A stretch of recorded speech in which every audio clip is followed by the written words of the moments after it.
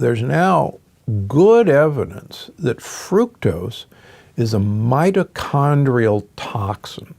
And mitochondria are those little organelles in all of our cells, which are actually engulfed bacteria that produce energy for our cells. And the last thing we want to do is poison our mitochondria with fructose. And one of the reasons we are getting sicker and sicker and sicker in this country and fatter is our year-round availability of fruit and our year-round availability of fructose in the form of high fructose corn syrup in almost all of our food products. So one of my favorite sayings is give fruit the boot. Remember, great apes only gain weight during fruit season, and you do too. And that's because winter was coming. And now we have 365 days of endless summer.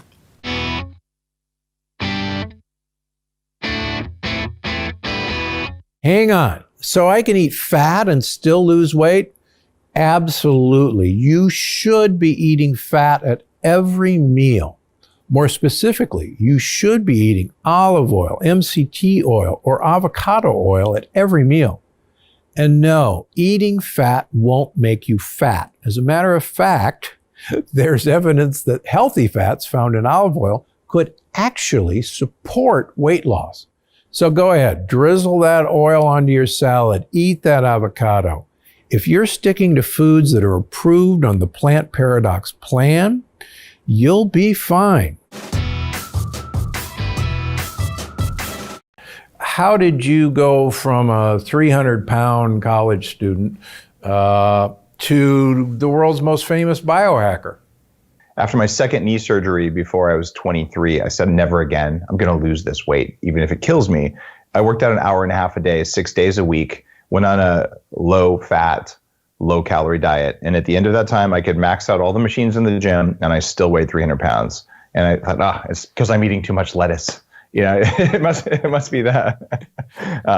And I realized since then that 90% of how you look is what you put in your mouth and what you put in the world around you. Exercise is the other 10%.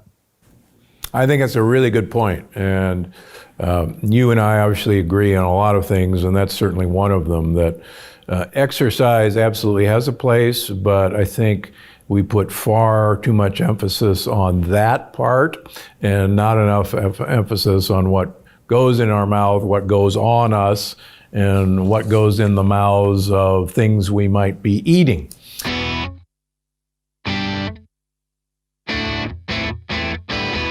We know, from the Biggest Loser that intense exercise does not result in long-term weight loss, unfortunately. Unfortunately. Although, It's interesting, not to kind of veer off, but years ago I was involved in this tracking of people who had successful long-term weight loss. And one of the conclusions of that study was that you do not need to exercise to lose weight. Number one, and that's been proven by hibernating bears, as I like to remind my patients. If you don't eat, you will lose weight. But what was interesting is most people who were successful at long-term weight loss had an exercise program that they enjoyed. So kind of take it from there. Let's talk about, intense exercise to lose weight versus an exercise program that you like. What's your thought on all this? Well, I think you said it right there. The key word in all of it is enjoyment. And the enjoyment piece of it is not, in my opinion, just for sustainability, but anytime, in my opinion, that you are fighting yourself and that you are forcing yourself to do something that you really don't enjoy, something happens psychologically, emotionally, and I believe physically that impacts your progress. There's a whole array of other types of physical activity that if you can find joy in it, if you find it fulfilling, if it releases endorphins and positive stress hormones, And then now we're on a different path, and it's not only sustainable, but it brings you joy in your life. It reduces your cortisol levels. The impact of it is less this calorie in, calorie out equation, and more from a holistic, broader sense of what it brings to your life. So you and I have been, down these roads of weight loss. What do you tell people who think this is just too hard to do? Be patient. It feels really hard if you think of it as this one big thing you have to do all at once. If you think, I have these little tiny micro goals, it's not so bad. Because then a setback is just a tiny setback, not the end of the world. And you get to check a lot of things off your to-do list rather than one big thing that you feel like is never going to happen. The other thing that was interesting to me, and I've taught all my patients through the years, many times there are these almost psychological stop points. For me, 200 pounds was this amazing barrier. And I see it with a lot of my patients. They get to 200 pounds, they get down to 198, and then all of a sudden they're up at 204. And they go, what the heck? And they'll go again. It took me probably, a couple of months to get off 200. My next barrier was 180. And the same thing, it's like, what do I have to do? And looking back, these are actually places to take a pause and say, okay, let's not sweat it. I'm going to tread water. Turns out we have set points in our body that says, oh, you're starving to death, and I'm going to do everything I can do to stop you from starving. And did you ever have that happen to you? I definitely did. And one of the biggest things I did for myself was go, you know what, it's fine. You've come this far, it's already remarkable.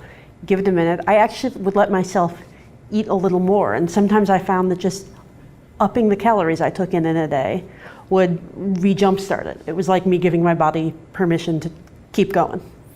I met years ago, I was lecturing in Phoenix, and there's a blogger by the name of Kiefer.